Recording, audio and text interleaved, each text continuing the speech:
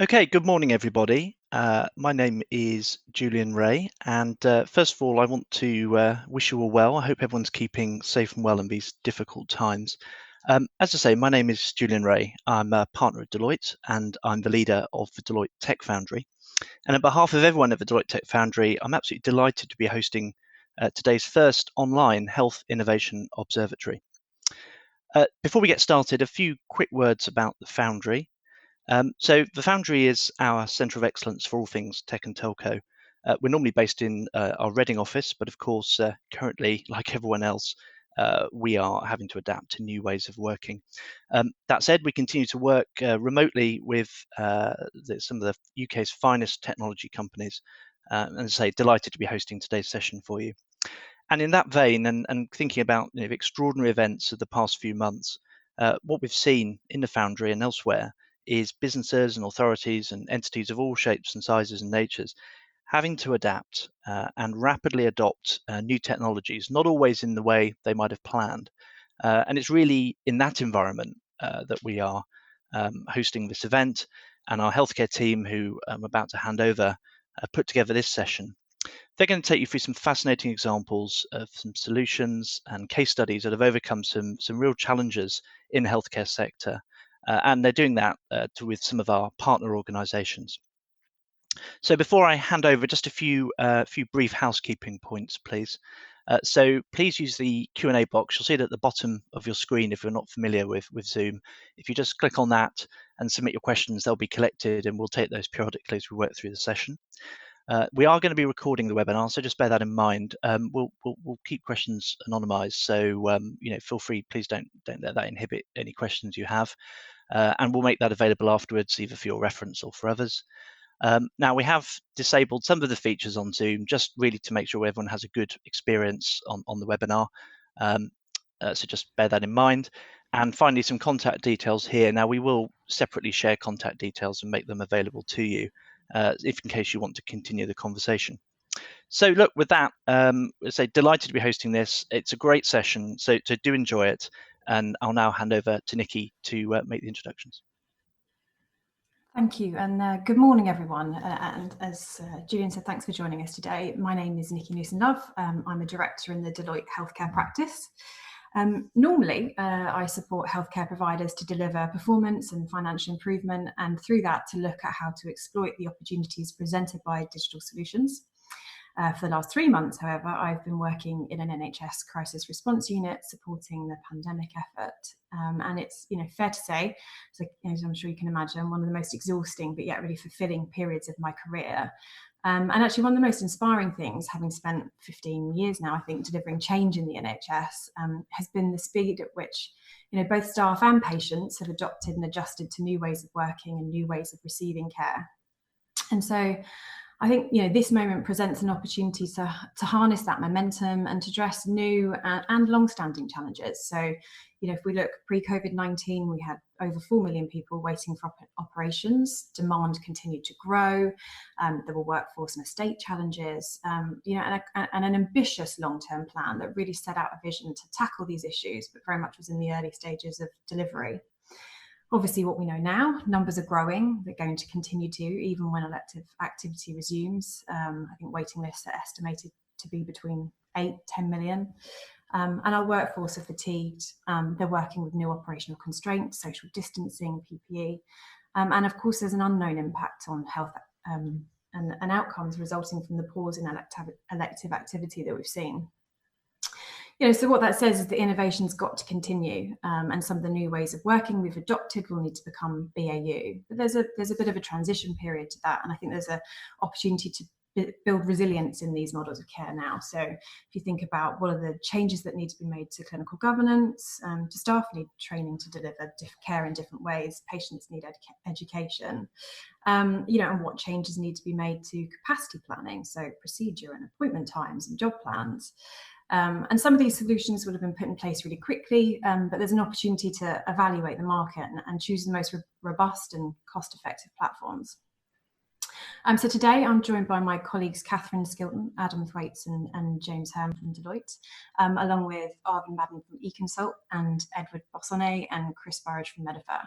And we've all been starting to support the health sector to address these challenges. And the plan for today is for all of us to share some of the insights we're gaining, give you an overview of some of the solutions that we see to be having an impact, and invite you all, I hope, to join what will be an interactive discussion on how we can move towards a new normal. In terms of running order, we're going to hear from Arvind at eConsult first. eConsult provide virtual consultation solutions to primary and urgent care. Ed's then going to talk to us about Medefer, a completely virtual hospital solution for a range of outpatient specialties. And finally, Jim will be talking about Atom, which is our AI-powered scheduling tool, and how we're using its capability to understand the impact of COVID on capacity planning. We're going to spend about 15 minutes on each, starting with a short presentation and hopefully lots of Q&A. And as Julian said, please submit any questions as we go along using the messaging function. So without further ado, over to you, Arvind. Good morning, everyone, and it's a real pleasure to be with you this morning. And I'm going to take you through eConsult, eTriage, and some of our plans further down the track. My background is that I'm a GP. I work in both general practice and urgent care. I'm a partner in the Hurley Group, which is one of London's larger super partnerships. I'm a co-founder of eConsult, which I'm going to talk to you about this morning, and I'm the former Director of Primary Care and Deputy Medical Director for NHS England between 2015 and 2018. Next slide, please. So what I'm going to share with you this morning is some of the key facts around eConsult. This was started as an internal experiment within the Hurley Group, which comprised, at the time, 15 practices in London. And basically, this internal experiment expanded as other practices nearby became more interested into a national product. Essentially, the idea started one spring evening back in around 2012, when I happened to see 3 patients back to back, all with the same problem, hay fever, and each of them had taken time off work to come and see me, and I found myself giving them pretty much the same spiel 3 times running. And it occurred to me that there may be a better way for us to deliver that care, both for the patient who had had to take time off work, and for us in terms of the efficiency of the practice. So I happened that same week to bump into a technologist and got into a discussion about what the art of the possible might be in terms of current use of technology at the time. And we set about a project internally within the Hurley Group for our own practices of pretty much mapping out the perfect history take for all the common issues, clinical presentations, symptoms that commonly presented to general practice, and take those question sets and make them available to patients through our practice websites and allow patients to complete them and effectively send in the story to our clinicians to see what proportion of those cases could be managed safely without the patient having to come into the surgery. We also included a range of self-management tools so patients could go to, at the time, NHS Choices for information, so they could, in effect, self-serve. Also information on what treatments were available for that condition over the counter in the pharmacy, and loaded in other resources as well for other navigation tools. We gave patients the ability to send in photographs and documents, and more recently we've now developed the ability to do an eConsult via the NHS app. So essentially what we were testing was whether clinicians could asynchronously manage the work being sent in through eConsults and align that with the day-to-day processes of practices and see whether we could drive efficiencies for the practice and how it managed patient demand.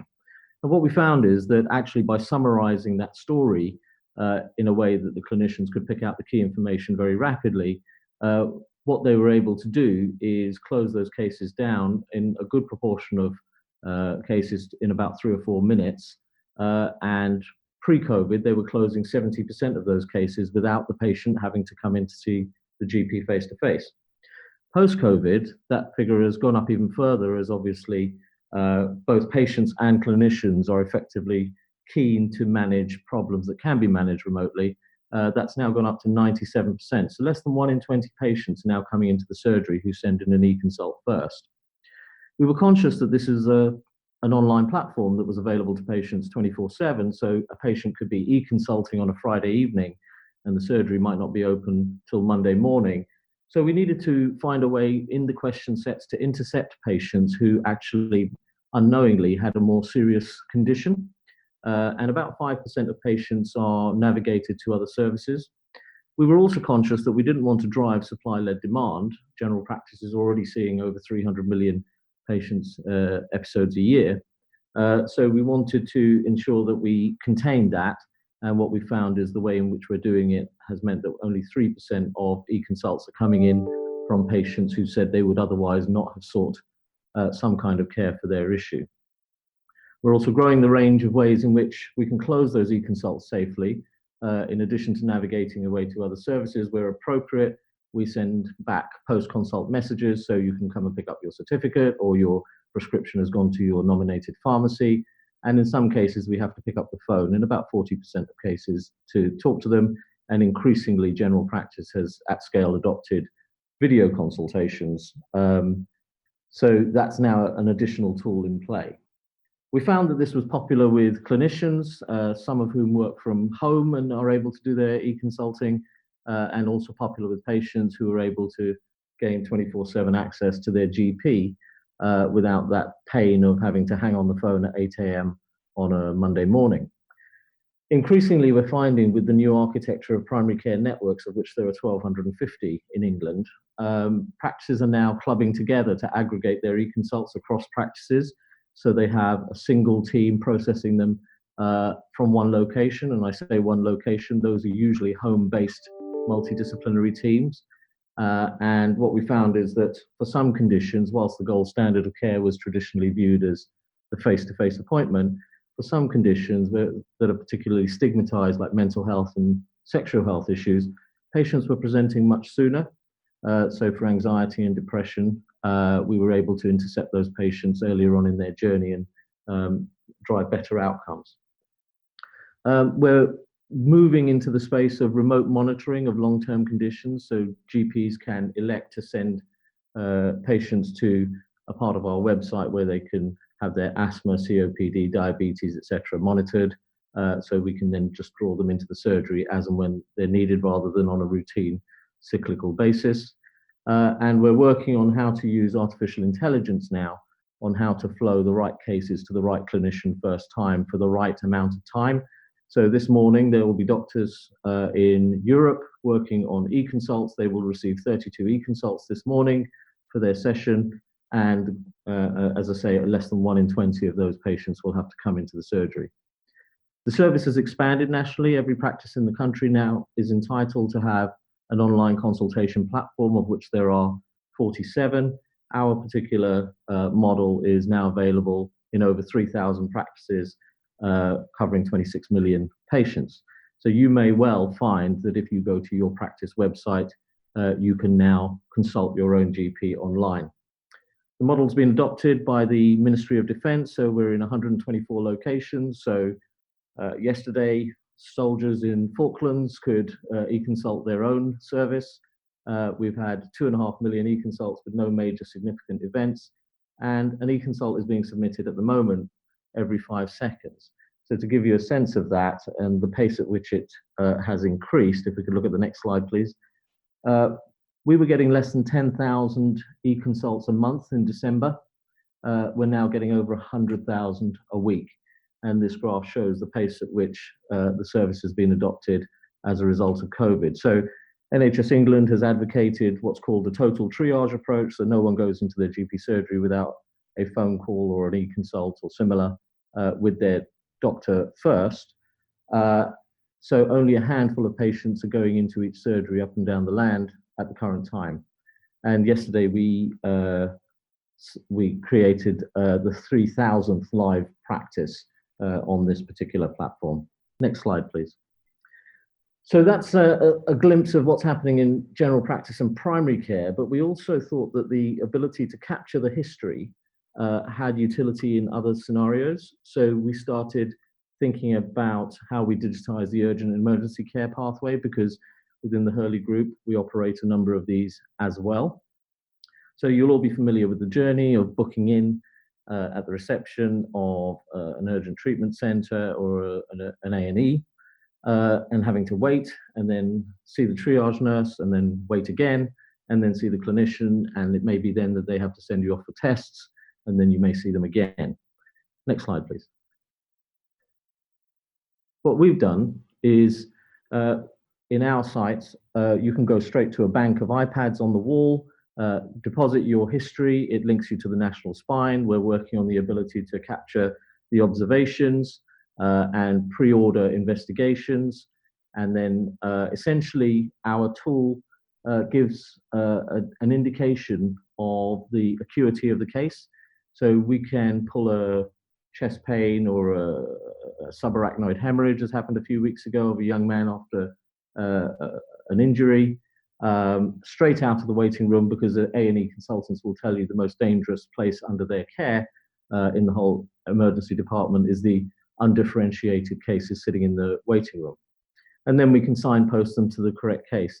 And we also drive the productivity of the clinicians, because actually we capture the history, summarize it, and they can focus on the highlighted areas. Next slide, please. So essentially what we're doing is we're using the ability to asynchronously triage patients to join up the system. So in addition to our offer in primary care, where we are utilizing it to ascertain which patients need to come into the surgery, and in urgent care, where we're adopting this triage first approach, and increasingly I can see it is likely that emergency departments in this COVID era, they're going to want to adopt mechanisms that avoid large crowded waiting rooms of people mingling, and it may be that they move more towards a triage before a walk-in emergency department attendance. And now we're also experimenting with the ability to supplement a GP referral, for example, with a structured history take from a patient about their condition, whether that be the first appointment or a follow-up, to give them the ability to triage more effectively with a more enriched data set. And as we know, we have an ambition for a third of patients to be managed remotely through the outpatient system of over 100 million attendances a year, which has also been accelerated in this COVID era. So I'll stop there, but thank you for listening. It's been a pleasure explaining that to you. Thanks, Arvind. So we had a question. Did anything sort of surprise you about how patients and clinicians took to the model? And I guess I would add to that, did that therefore kind of affirm or change anything in your approach to sort of implementation and rollout? Yeah, so a few things surprised us, and we continue to iterate the model. And I would say it's actually almost that we're no longer only the ones designing it, because the degree of feedback we're getting from clinicians is a real driver in how we iterate. But one of the things we discovered early on is there is a bit of a trade-off between patient convenience and practice efficiency. If you make it too easy, then you risk supply-led demand. If you make it too hard, you risk alienating patients and missing vulnerable patient groups. So that's a real nuanced balance one needs to strike in that area. We did find this phenomenon of digital disinhibition for some of these stigmatized conditions. So patients with mental health problems, as I mentioned earlier, presented sooner. What we found is that actually we shouldn't bring our own biases to who will use the system. And elderly patients may well find it very useful for minor conditions, even though they may have several chronic conditions. And equally, a younger person who is very tech savvy may still need and want face-to-face care for certain conditions like a mental health issue.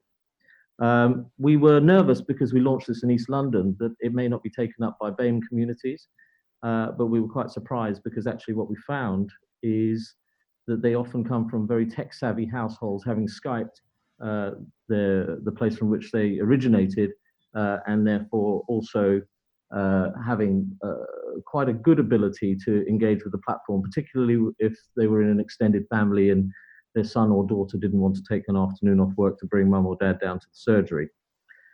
We also found it was quite popular with patients, particularly with the sort of subacute conditions, to avoid having to take time off work, and popular with clinicians in as much as, because the work is asynchronous, their ability to embed it into their daily working routines, add the eConsults to the end of the surgery, or give those to the duty doctor, or have them triaged by the nurse first. Their ability to sculpt the workload into their working day in a way that's more difficult when someone's on the phone or standing at reception was appreciated.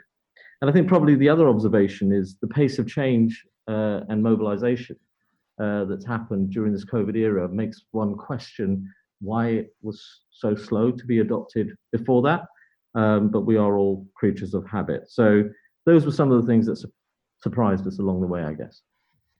We've had a flurry of questions in, but I'm also conscious of time, so I'm just going to take one, and then what we'll do is we'll make sure we track them and try and kind of get answers out to people, or hopefully have a little bit of time at the end. So just one more question, Arvind. Sort of in terms of the demographic of your users, young, old, working professionals, etc., is there sort of a common trend of those that have adopted the use a bit more? Yeah, so I mean, one would have intuitively thought that this is going to be adopted by the youngsters, and actually that more senior populations or BAME communities or less literate communities would struggle with it. But actually what we've found is our biggest user group is over the age of 45 to 64. And that may in part relate to the fact that they have more health issues. But we constantly take feedback from patients and keep on iterating the site to make it easier to use. So I think on balance, what we have found is that uptake across the more senior age groups hasn't been the issue we were expecting. Thank you. So conscious of time, so I think we're going to move on to Ed from Medefer. Good morning. Thank you very much. I'm Dr. Edward Bosonnet. I am also a GP by background. I'm one of Medefer's directors. So it's a real pleasure to be here today. Apologies if there's a bit of background noise. Somebody's decided to chop a tree down at the same time as I'm presenting. I want to take you through a brief walkthrough of how we've focused and developed a model for virtual outpatient services, and a little bit about the evolution of that, and also how COVID has had its impact. So Medefer started 7 years ago. It was born out of the frustration of two consultant founders who had felt that there was a real opportunity for managing patients' care differently, in that there were lots of patients waiting to be seen for often unnecessary physical first appointments, not an unnecessary appointment or requiring specialist advice, but they thought there was a better way of doing it. So at that time, there wasn't really much in the way of structured advice and guidance. And so Medefer started by looking at advice and guidance solutions through a dedicated software solution. This was pre-ERS. And at that time, it was often relatively unreliable in terms of the turnaround time and the accessibility. We also, over time, felt that it was also limited in terms of its benefit, in that you may have a small percentage reduction, but advice and guidance was not the solution for outpatient transformation. And in addition, we also asked the question around workforce, in that there's inherently a demand and capacity mismatch. And how could we utilise technology to bring a virtual workforce? So bring consultants from all over the country to support advice and guidance, and subsequently to the iteration of a full virtual pathway. Fundamentally, we wanted to change the patient's experience, removing that long wait for a first, followed by some tests, followed by a follow-up, and the inconvenience for them, and trying to really streamline that pathway. And most importantly, create a sustainable model, a model whereby patients are managed quickly and effectively through the use of technology, through a virtual workforce, and reduce the outpatient footfall significantly. So next slide. So a quick Medefer at a glance. So what have we achieved by building a virtual outpatient pathway? About 70% of patients that we receive have been managed without a physical outpatient attendance. By streamlining the process and using the technology, we've managed to bring that RTT time down to about 10 weeks in average. And our referral to first triage is around as an average of 10 hours, with quite a significant percentage being within an hour of receipt of the referral. Next slide. So let me just talk you through 3 parts that I wanted to highlight, which were pathway, tech, and workforce. So this is effectively showing the virtual pathway. So GPs can refer as normal, or likewise, any source of referral can be received by the Medefer platform. That will create a work list of referrals, and a consultant will pick those referrals up and triage them.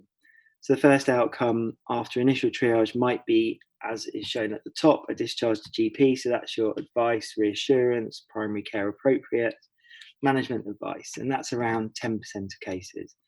About 10% we triage and say, actually, there's nothing we can do here. It's most appropriate for the patient to have a physical outpatient appointment, or they may not be suitable for virtual appointments. The majority then, 80%, enter the virtual hospital. And here we then integrate and build into the local system to be able to allow a consultant to use one system to send in the appropriate investigations based on the GP's referral. Or alternatively, we'll arrange a virtual consultation, history, give that back to the consultant to enable them to form a management plan.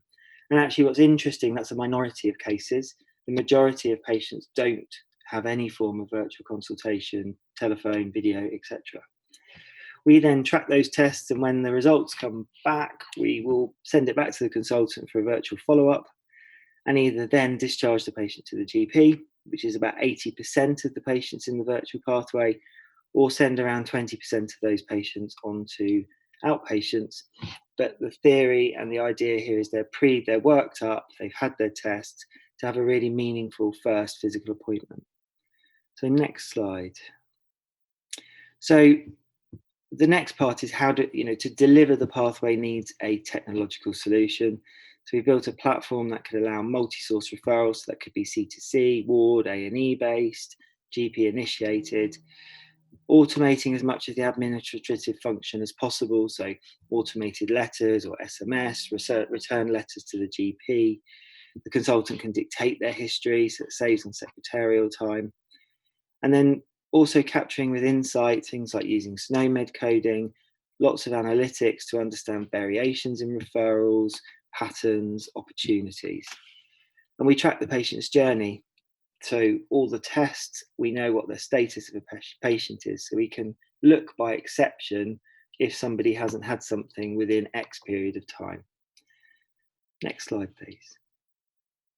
So as I said, one of the things that we have focused on was around a workforce solution. So we have a virtual workforce of NHS consultants. They're dotted around the country, and they can be deployed to support any hospital in the country. Next slide, please.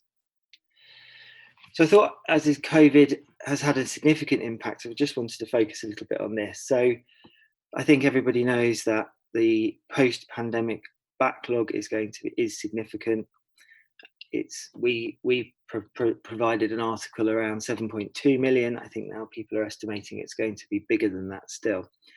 And I think there's a real opportunity here to build on the success of the evolving and the virtual work that's been going on in hospitals around video consultations and telephone triage and trying to do follow-ups without physical attendance. But I think it's recognizing the challenge is we've spent some years trying to think about the governance and the processes to effectively and safely deliver a virtual pathway. So there is an opportunity, I think, here for transforming for the future and capitalizing and really building on the learning that everybody's had within their hospitals. Next slide. So thinking back a little while ago is we have some experience and to show the benefits of this, in that we were working with Barking, Havering and Redbridge, and the local trust had a significant backlog of about 1,000 patients. And so we took those 1,000 patients and managed them through the virtual pathway, completed that in around 12 weeks. and around 60% of those patients didn't end up attending a physical outpatient appointment. Next slide, please. So I think one of the most fundamental things is we've got to keep patients safe. A virtual pathway is a very different experience for a patient. They may never see their consultant. It requires different communication. It requires different thoughts. The important elements for us were about making sure that we could track and monitor every patient within our pathway, and also looking at learning opportunities. So there is a sort of indication here of a funnel plot which looks at the variation in triage to advice for selection of gastroenterologists. And so we can see whether there's variations in consultant outcomes and look at benchmarking and use it as a really informative way of improving the education and the quality of care that we offer. And throughout that, there has to be continuous feedback. There has to be looking for opportunities for new service variations. And also, we are a CQC registered provider. So next slide. So I thought I'd just, before questions, just do a quick summary here, because obviously it's a whistle-stop tour. The key elements were around workforce benefits. So having a flexible virtual resource that can support the trust, either in entirety or as a backup. To reduce things like locum and agency spend as we're trying to address backlogs, rather than spending large amounts of money on backlog waiting list initiatives, we can look at opportunities here of using a virtual pathway to not only clear a backlog, but also create a sustainable model which resonates with the long-term plan of a 30% reduction in attendances. We've also, as a result of COVID, been able to think about RAG rating and monitoring patients. So where we can't get a test done or a patient can't go to outpatients, we can actively monitor them for any deterioration in their symptoms. We've also wanted to make sure our focus on patient benefits, so improve that experience, faster access to a pathway, rapid access for GPs to the specialist access. And I think one of the most important things is around reduction of outpatient costs, or particularly the ability to look at coordinated reallocation of capacity. So if a consultant is doing 60% less physical outpatients work, there's an opportunity for them, if they're a surgeon, to do more surgery, or a gastroenterologist to do more endoscopies, or even potentially more ward round cover to improve bed productivity, and so on and so forth. So I think I'll stop there, but if there's any questions, then please do ask. Thank you. Hi, Ed. We've had a few questions. Firstly, how widely is Medefer used across the NHS now? And then the second one, which was sort of asked about eConsult, but I think it's really relevant here too, is what the biggest challenges were that you faced kind of during implementation? So I think the biggest challenge we faced historically was, when we started with advice and guidance, that was the sort of agenda of the time. And conceptually, I think people found it a struggle to believe that we could do such a significant proportion of patient care without walking into outpatients, without a face-to-face or a physical examination. However, I think with many thousands of patients passing through the system, we haven't had any significant clinical incidents. And I think it shows that having a well-governed process and an evolving governance process means that we can ensure that the pathway can be delivered effectively. I think the implementation challenges is a good question. It's a complex piece of work in terms of that it requires a lot of planning in terms of setting up, thinking about the integration requirements to allow that consultant who's in, let's say, Chichester, selecting an endoscopy which gets sent to Liverpool's endoscopy unit, for example. But once it's up and running, then it becomes a very effective way of looking at pathway redesign. We at the moment we cover 17 specialties. And we have some various we've got the models of advice and guidance. We've also done the virtual pathway evolution across a number of specialties. And we're also doing a particularly COVID-focused piece of work at the moment focusing on that risk stratification to say there's maybe 2,000 patients on a backlog.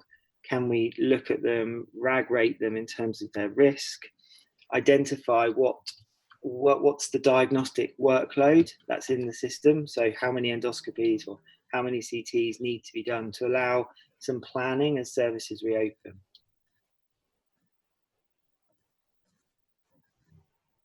Okay. Any other questions? I think that's it for now. We'll try and save a couple of minutes at the end for any final thoughts at that point. I think we'll move on to Jim to talk about Atom. Thank you. Ed. Thanks. Good morning, everybody. I'm going to talk to you a little bit about elective recovery, and this has mostly come from people we've been talking to in trusts. So if you can go to the next slide, please. So it's quite a complex and dynamic situation. I think it's worth bearing in mind that people have been through quite a lot. We all know that we've lost time over the last 10 plus weeks, and it might be a little bit more than that. Our surgeons are typically very keen to get back into theatres, but we need to appreciate that our nursing and anaesthetic staff have been much more involved with direct COVID care.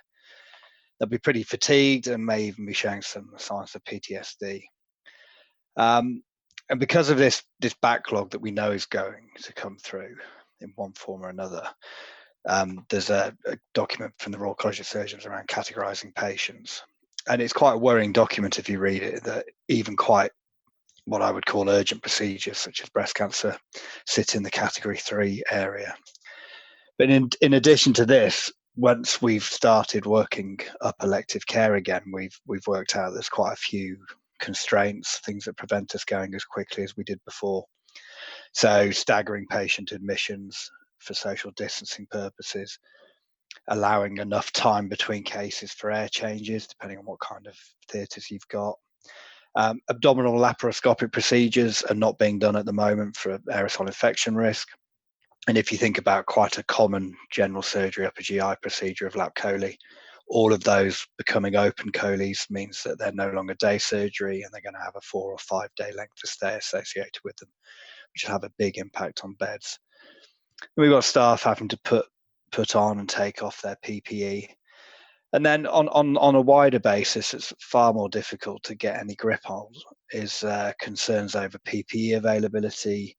Do we have enough drugs for anaesthesia?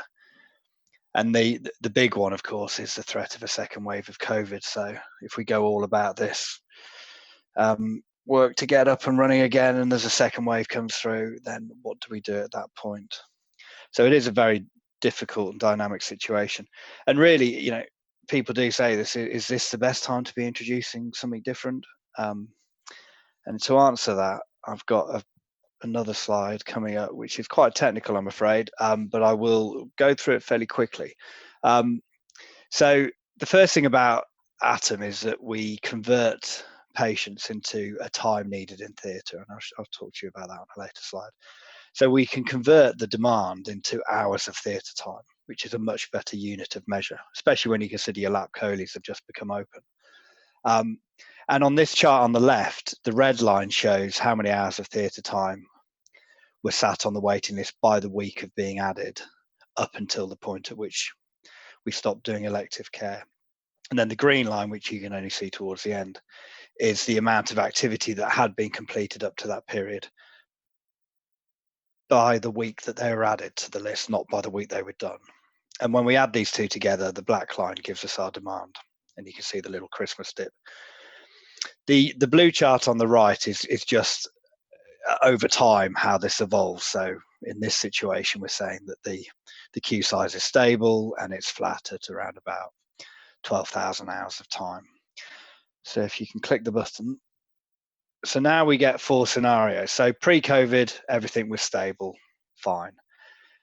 At the end of peak COVID, when we turn back elective care, if all that we've done is just lost that time, then the queue has grown, as you can see on the blue chart on the bottom. The queue has grown, but it will go back to stability if we have a clean finish, which is the third box. So if we just turned our theatres back on and everything was as normal, then we do have an increase in the queue because we've lost some time, but it's back to stability. But when you consider all of these operational issues we've got to face, what's actually going to happen is that for a period of time, we're going to be going slower in theatres. We're going to have to allow longer for every procedure. And as we get back to business as usual, that will mean that the queue will continue to grow.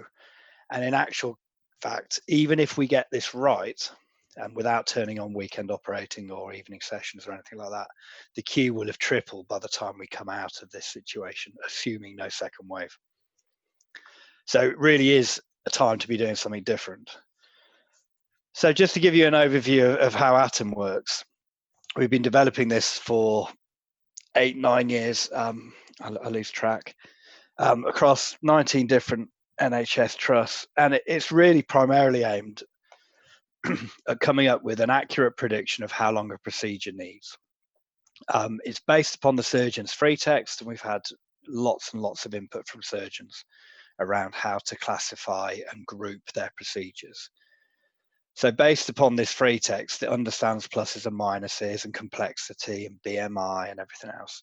And it calculates an accurate consultant-specific time, which includes turnaround, patient movements, doing the WHO checklist, and all of these things that are necessary. By using these accurate times, we can convert the demand and the waiting list into hours, as I showed you on that previous slide. It can provide optimal session templates, so you can get your capacity right for every specialty, for every surgeon, the amount of acute provision you have.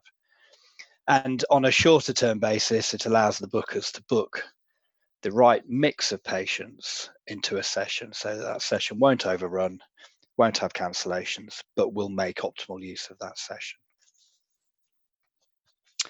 And just to give you a little example of that, I've got a group of people here who you might recognize. Due to their profession, they've all got poorly knees. And they've been through outpatients, and the surgeon notes in the second column are here. We can see that most of these patients are just having ACL reconstructions. One of the patients will need an interpreter, which the AI can see that Farsi Interp booked, and it's classified that as complex, so it will allow longer. And all of these patients are sat on Mrs. Jones's waiting list. And we can now see that from the AI doing the natural language processing from the free text into these procedures and then coming up with a time prediction, she needs 82 minutes for a normal ACL reconstruction, and she will need a little bit more for the complex one. So in terms of COVID, I was on the phone to an anaesthetist at the end of last week who, it was in the afternoon I was speaking to him, and in the morning he had a colorectal list running, and he said that he had 3 EUAs of rectum booked on the list because operationally, because of COVID issues, they decided to limit it to 3 patients per list. Now, obviously, as he said, 3 EUAs of rectum are not going to take as long as 3 hemicolectomies, for example. But this is a trust that's not using Atom, by the way. But because of the broad brush, just limit it to this number of patients, they are losing capacity. So that scenario I showed where we said the waiting list will triple, it's going to be worse in that context because we're losing capacity because of these broad brush. So here I've got an example of a trust that is using Atom and the COVID aspects of it. So we've got the usual conditions in this table and in the right hand side. So we've got an APER that would normally take 415 minutes. Because of COVID issues, it's taking 464. So immediately, by adjusting the Atom model based upon what we know is happening in the theatres, and this is data driven, the Atom times are being amended so that the bookers immediately get a much better idea of what they can book. And as things return to normal, these COVID conditions times can be phased so that they slowly reduce to be back to the usual conditions. And obviously these increased COVID times immediately have an impact on the amount of time sat on the waiting list. And so for my final slide, just to show how we can use multiple aspects of AI. So to have a fully automated list fill, we've got a 5-step process where we take the data from the trust. We use the natural language processing to classify the surgeon's free text, categorize the patients, and put down the demand predicted time that they'll require in theatres, COVID or non-COVID. And then we've got a list fill algorithm which selects the patients for each list, and we'll obviously select the category 1As before the 1Bs, 2s, 3s, 4s. And then using voice and robotic process automation or text, depending which is preferable, making contact with the patient, offering them that date for surgery. And if the patient can make that date, then going ahead and using robotic process automation to book that patient into the PAS or the theatre management system, or both. So this is an end-to-end pathway. And as patients say they can or can't make it, the AI is adapting and choosing a different selection of patients for the rest of the list based upon the responses it's had.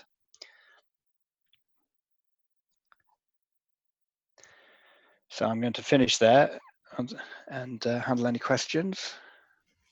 Thanks, Jim. I've got a couple, and I'm going to ask these together because I think you've sort of touched upon it there, and they probably relate. So, over other approaches to scheduling, kind of what's the benefit of using AI, and and using kind of advanced analytics? How quickly can you get a view of the capacity requirements for a trust that's now trying to do its kind of elective recovery plan? Yeah, so I think that the main point is building upon a foundation of accuracy and clinical credibility as well as operational credibility. So if you're just using OPCS codes, for example, there isn't an OPCS code for needs a translator. And that's just one example. So using the AI, we have the ability to show the surgeons how the AI works for them, which is important for getting credibility and adoption. The other part is that we get feedbacks from the surgeons. So the most recent piece of feedback I had where we fundamentally changed the AI was around anterior resections, where the surgeon was saying that it takes a different amount of time for a man than a woman, which of course with the data we feed into the AI is very easy to modify. So immediately we've separated out anterior resections into male and female. It may only be a 12, 15 minute difference between the two, but it makes it more accurate. So being able to look at BMI, translators, learning difficulties, all of these issues that are within the rich data we have makes the model much more accurate. And then once it's accurate, you can apply it to your waiting list and you can apply it to your demand. And when you do the planning, it will give you the right answers. The other important aspect is incorporating time in theatre which isn't the classic utilisation. So it's not a patient in the anaesthetic room or the theatre, but it is necessary activity. So also incorporating the time needed for the patient to be taken to recovery, and for the staff to do the WHO checklist. And if it's on a long 8-hour session, 9-hour session, time for staff to have a lunch break as well, because it would be unsafe not to.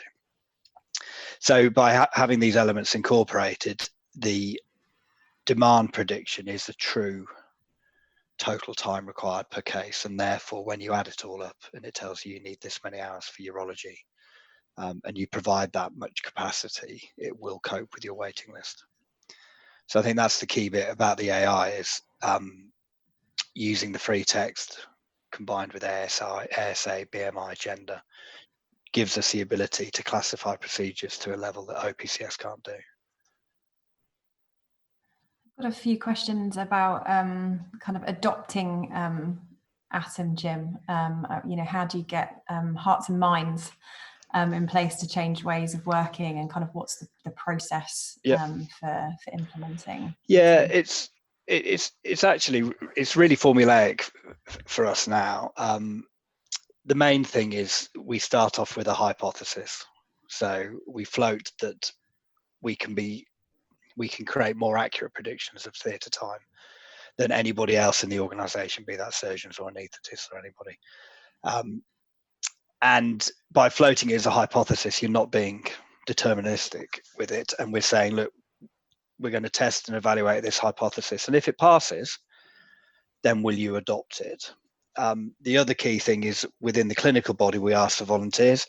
And in the early days, that was genuinely asking for volunteers, whereas these days, with the AI working as well as it is, it's more of an exercise in, does anybody want to opt out? Does anybody aggressively defend their position? And if so, then don't take part of the hypothesis testing until we can share the results with you.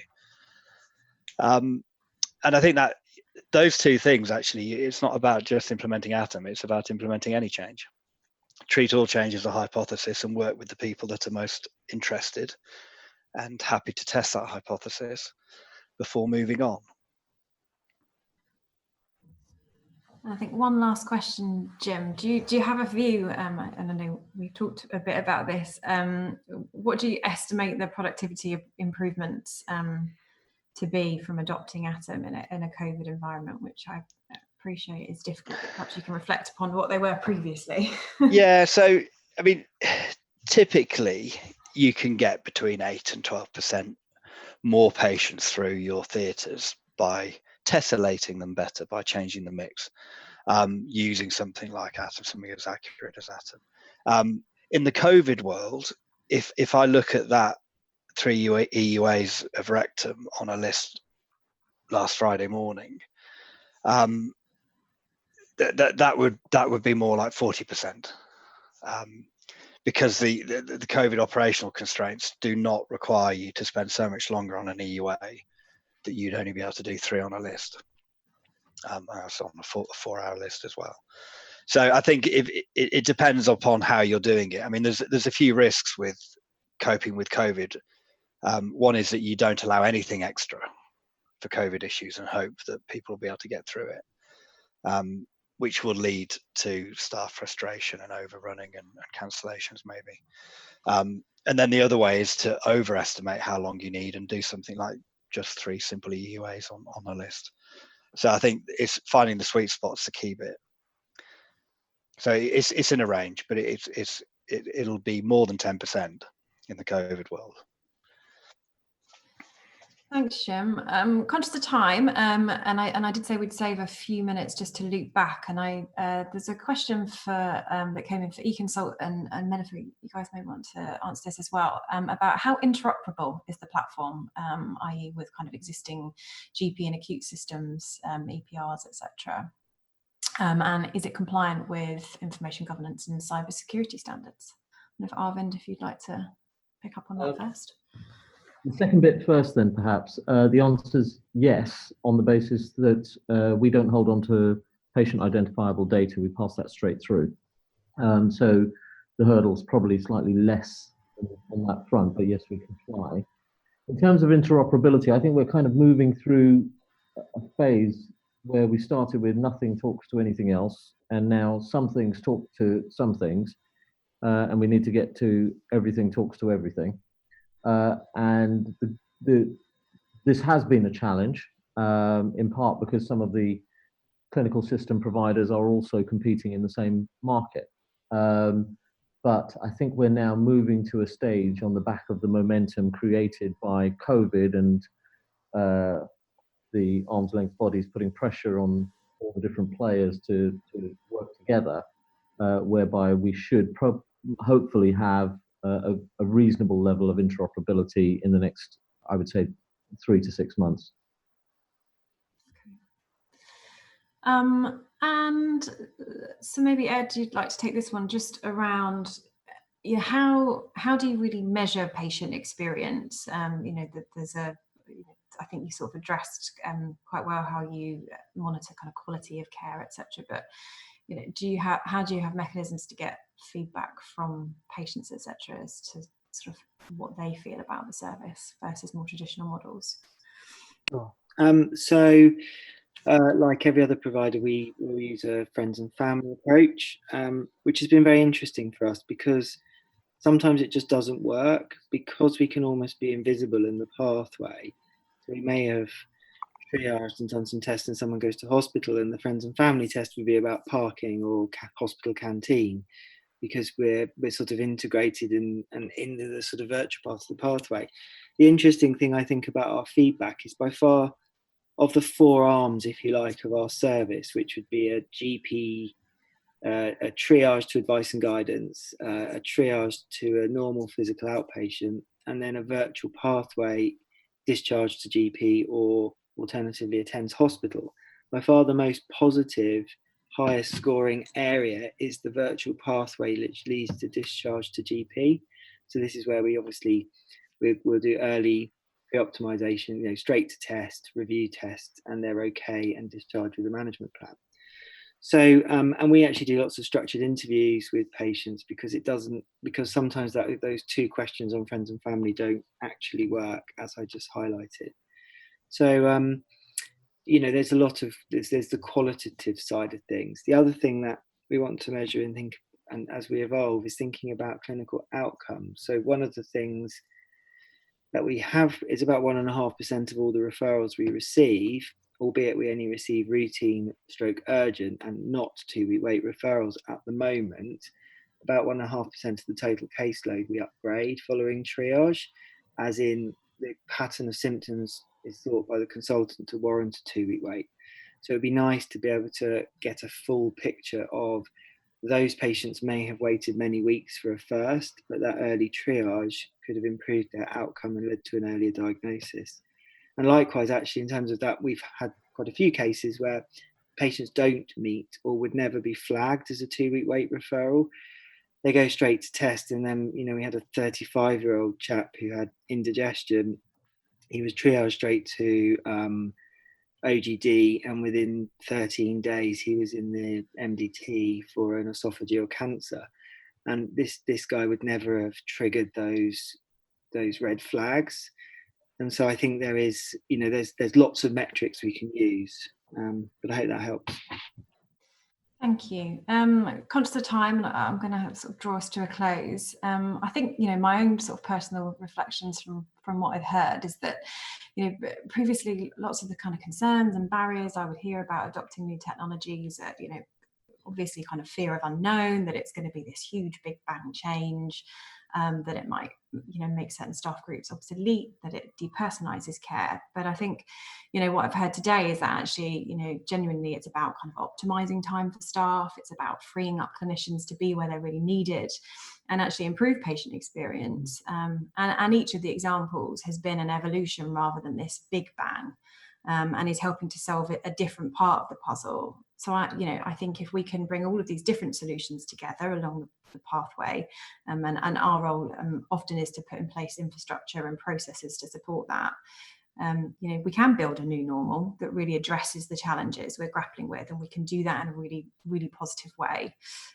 So I just want to say, thank you to all of our speakers. Thank you to those listening in. For those that have asked questions, I hope the number of questions flowing in is a sign that you've found the session useful. If we haven't managed to answer you during the session, we absolutely will. And we will make a recording of today's session available.